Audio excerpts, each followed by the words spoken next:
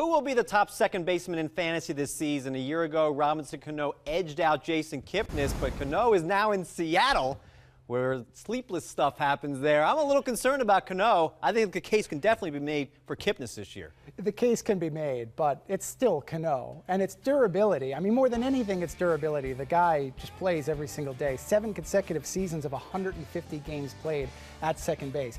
And as for the ballpark, I know people talk about that. It helps. You hit more homers at Yankee Stadium, and in Safeco Field, he's not going to.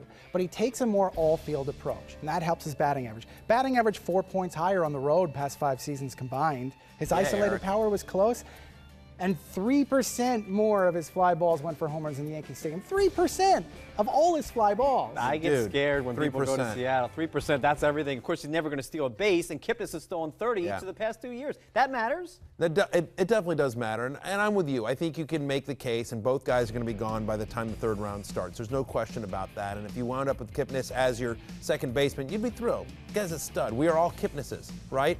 But, yes. Having said all that, I'm with Tristan here. Like, if you're going to use a top 15 pick on one of these guys, give me the safer guy. I'm concerned about the fact that Kipnis, second time in a row, sort of faded in the second half. His second half didn't match his first half there.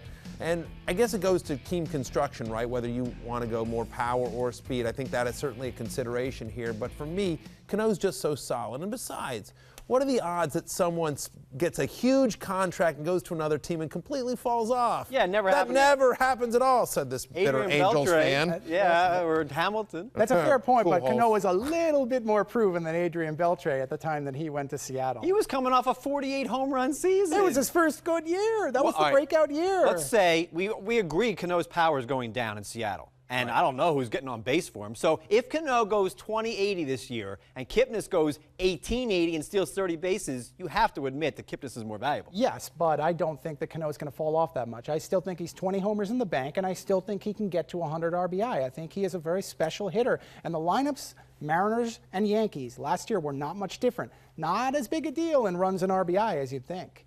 Yeah, I mean, I'm with Tristan here. I think that you don't have him in your first round. You have Cano in your first round? No, I don't have Cano in my first round. So we agree there. I mean, certainly, I don't think Cano is a top 5 player the way he was last year. Certainly, you have to knock him a little bit for Seattle. But do I knock him so much that I'm taking him behind Jason Kipnis? Maybe in the future, but not this year. He's in my first round because of the durability. You'll be sorry. Look at the other members of the top 25, and you tell me who you'd put against him to lead in plate appearances.